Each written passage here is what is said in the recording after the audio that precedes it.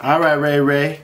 So, what happened today was actually some pretty naughty adventures, and my homeboy came over and we got his little afro into halfway done knotlocks. It's good because finally this video is coming out of how to actually make knotlocks, and we're gonna see from this point forward, day 0, every monthly updated, I guess, of this adventure on his knotlocks, and you can see exactly how to grow and maintain some knotlocks of your own. I thought his hair was actually gonna be a little bit too short to do it. It looked to be about maybe 4 inches. The only thing was I couldn't do the usual knot that I did at the end to seal the 2 strands of hair together. I just used a crochet hook to knot up the end into a ball, like a ball lock, like a ball dread, and then put that as the base so I can intertwine the strands and interlock the hair. It went pretty well. We had to finish off a bit early. I didn't want to finish his whole head in one night because it would be pulling on his scalp a bit too much. I did half, and then tomorrow we'll finish the other half, part 2. The best part about today was that it was a bonding moment amongst mothers and mulatto children. Because we were watching a lot of YouTube while we were locking today, and we came across videos like Illuminati, we came across videos like Freemasonry, talking about 9/11 and talking about UFOs, extra-dimensional beings, spirituality, religion, and shapeshifters. And amongst this interesting topics of discussion that we all got to experience during our locking today, we also talked about hair care and how he's going to maintain his locks, and also talking about what you think he needs to do for his maintenance over the next few months. And I said to him, well, the new locks, so it's going to take a few months before they actually settle in and you get out of that messy stage, because every time you start new locks, there's always that messy phase where you're kind of trying to get them just right until that point where they're cool and they're tamed. Yeah, that's a few months with these, and even more so because he has very short baby dreads that we got, and these baby dreads are gonna be all over the place. They're gonna be wild. And, if you haven't noticed, I'm wearing this camera on my head top. More so, I never noticed. I just remembered I was wearing it. But what I plan on doing for part 2 is actually using this while I'm while I'm knotting his hair, and it's gonna show you a POV of what it looks like to actually knot some locks up close and personal, right? And that's what we're aiming to do. But going back to today's locking session, it took us about 3.5 hours to get more than halfway done, 60% done, and tomorrow maybe another 2-3 hours to finish up and maintain it. So a few questions that I was asked today that I want to bring back up to you guys was, who's asking me that now since he's doing his hair in locks, will my hair grow faster? Yes, it will. He's gonna start to notice that your hair will grow a little bit faster than usual, because with the knots, it's a constant, not constant, but it's a pulling on your scalp, on your hairline, on your roots when you get it retightened. Plus, with the added weight of your dreads, either in a bun or falling down, this is gonna pull more tension on your hair. It's gonna make the gravity heavier, therefore pulling your hair to grow faster, which is a good thing, because you want to get your locks to get longer, so you want your hair to grow faster. Thumbs up to that. Today we had a discussion about beeswax. A common misconception about beeswax is that people use it in too much of an abundance. They go crazy with it, which actually led to the myth now saying that beeswax is not even that good for your hair.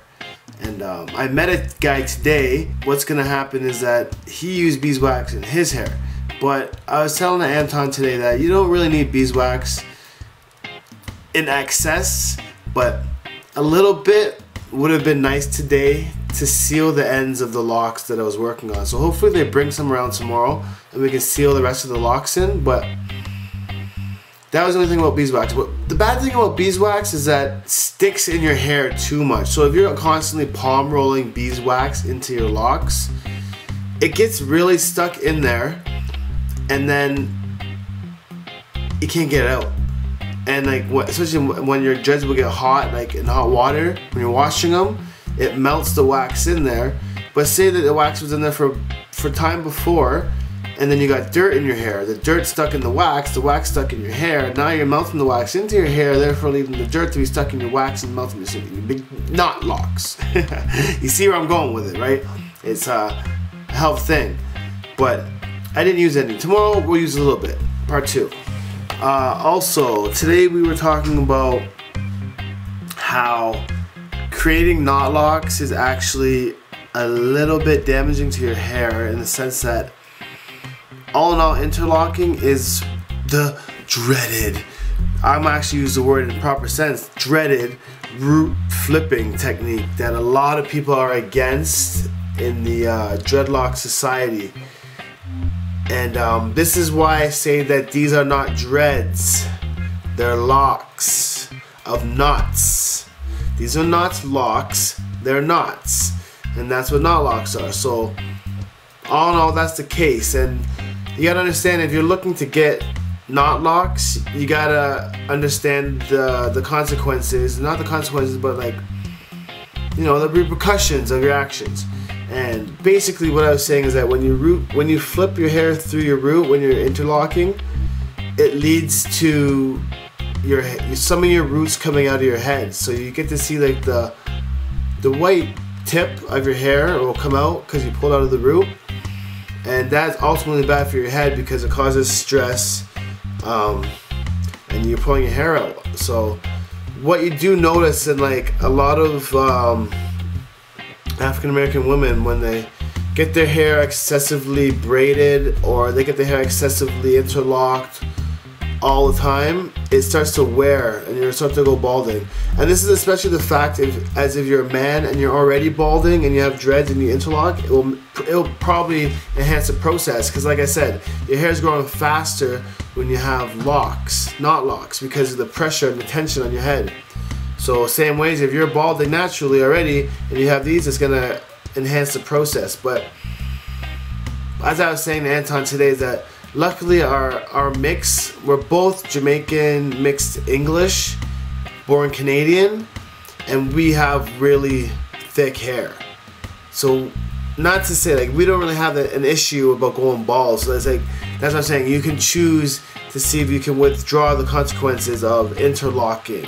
And I'll include some photos of what some nightmares might look like down the road for intense interlockers. And I call them intense because they do it like all the time. And like now I'm only even interlocking my head like once a month, if that, just so it gives it time to like naturally form. So just remember, before I move on, interlocking is it's a risk by factor of yourself. You gotta understand, and you gotta be aware first, because I don't want to be the one blamed for, like I have been before, about not telling people about it. So I'm warning you. But the positive thing about it is that you get beautiful locks. Like, I spent some time on these, which is what we're talking about next with Anton, is that I was showing him what to do to make your dreads look very like cylindrical and no loose hairs. Because right now his are looking a bit frizzy as hell because they're fresh. And I haven't spent any time, zero time, on using the crochet hook and taking in the other dreads that are amongst this frizziness. It's a very simple technique, and within the first 3 months, 4 months of maturing with the locks, this is when you want to be doing that periodically, just so you take in all that extra hair. And it really cleans up the dread itself, the knots lock. It's hard not calling them dreads, even though they are appearing like dreads. I like to call them knot locks, but whatever, you guys understand. This website is for everybody because we all have the same looking hair. We didn't talk about washing, but you can see my washing video in the previous side, and we discussed sectioning although it wasn't really on his discussion. I was talking to the camera about sectioning the hair off, and that's the first part about having dreads. Making knots is sectioning the hair. And oh yeah, I remember what I want to talk about. So, what we did with this section of the hair at the bottom was making sure that they were 1 inch square and staggered, and making sure the lines are straight too. You gotta make sure the lines are straight on that. And when you stagger them, it makes sure it's like a brick pattern on his head. But I noticed on the back half, you can make the sectioning a little bit thicker than 1 inch if you want, because it will make for a thicker dread, a thicker knot in the end of it. And what would happen is that have thicker dreads at the bottom, and the top you make sure you stay underneath 1 inch square, and then you have thinner dreads on top to layer it.